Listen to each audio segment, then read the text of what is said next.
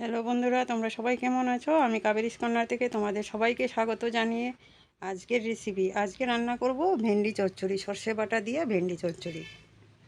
আমি আরেকদিন বানিয়েছিলাম, ভিডিও আপলোড করেছি, ওটা ছিল বেগুন আর ভেন্ডি দিয়ে রান্না করেছিলাম। আজকে শুধু ভেন্ডি সর্ষে বাটা দিয়ে রান্না করব। তো ভেন্ডিগুলো ভালো করে আমি ধুয়ে পরিষ্কার করে নিয়েছি, ডাঁটিগুলো ফেলে দিয়েছি। এবার দিয়ে দেব আন্দাজ মতো হলুদ গুঁড়ো, এরপর দিয়ে দেব অল্প করে লবণ, এরপর দিয়ে দেব আমি বেসন,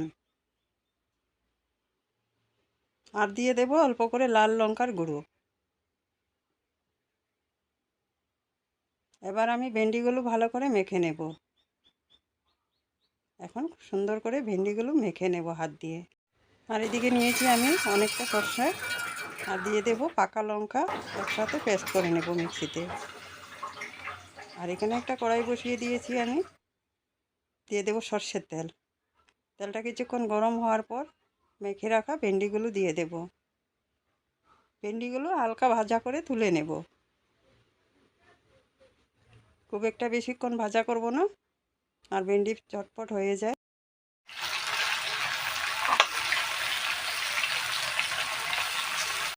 ভেন্ডিগুলো এইভাবে আমি নাড়াচাড়া দিয়ে ভাজা করে তুলব,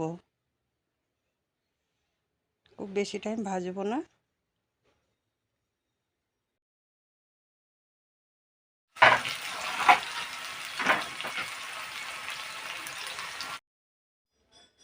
এই ভেন্ডিগুলো ভাজা করা হয়ে গেছে আমার, তেল ছেঁকে তুলে নেব। বাকি ভেন্ডিগুলো এইভাবে ভেজে তুলে নেব।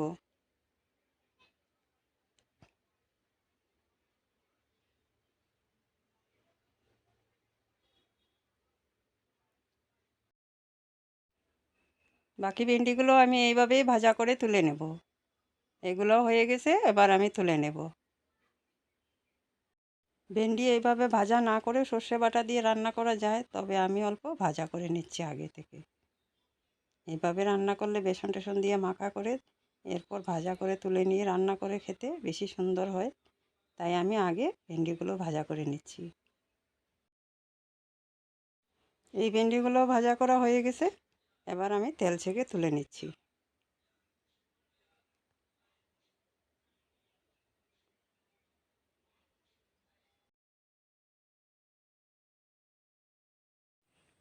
আমি এই তেলেই ফোড়নে দিয়ে দেব কালো জিরা। কালো জিরাটা সুন্দর করে ভাজা করে নেব, একটা সুন্দর গন্ধ বেরিয়ে আসলে আন্দাজ মতো দিয়ে দেব হলুদ গুঁড়ো।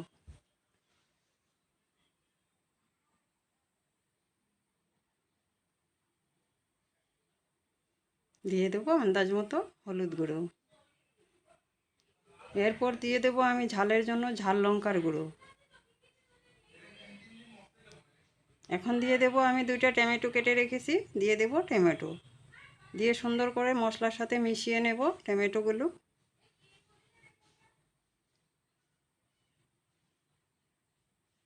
সুন্দর করে এবার মিশিয়ে নেব। এরপর আমি দিয়ে দেব আন্দাজ মতো লবণ, আর লবণ দিয়ে আমি আরও 10 মিনিটের মতো ঢাকা দিয়ে রান্না করব। টমেটোগুলো একদম সেদ্ধ হয়ে গলে যাবে। এবার আমি ঢাকা দিয়ে দেব 10 মিনিটের জন্য। ঢাকা দিয়ে রেখেছিলাম, টমেটো সেদ্ধ হয়ে খুব সুন্দর করে গলে গেছে। এবার আমি দিয়ে দেব সর্ষে বাটা।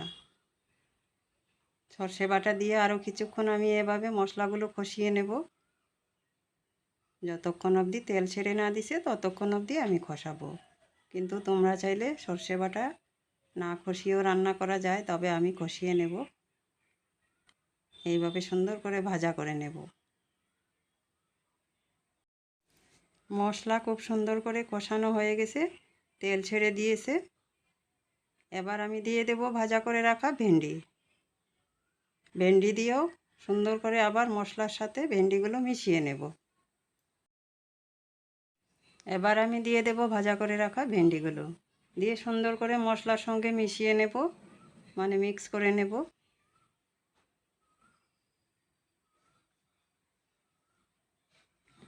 এবার সুন্দর করে মিশিয়ে সামান্য একটু জল দিয়ে দেব আমি।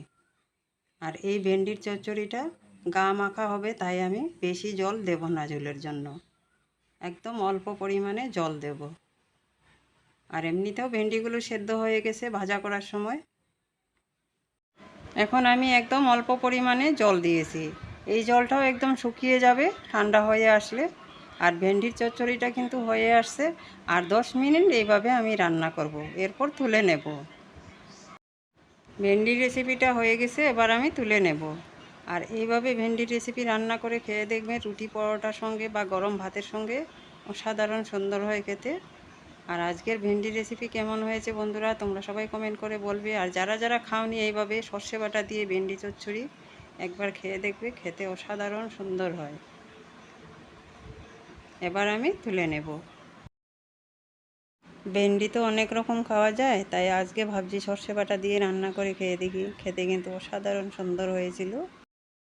আর এইভাবে সর্ষে বাটা দিয়ে ভেন্ডির চচ্চড়ি হলে গরম ভাতের সঙ্গে আর কিছুর দরকার পড়বে না। আর তোমরা চাইলে রুটির সাথেও খেতে পারো, পরোটার সঙ্গেও খেতে পারো, যার যেমন ইচ্ছে।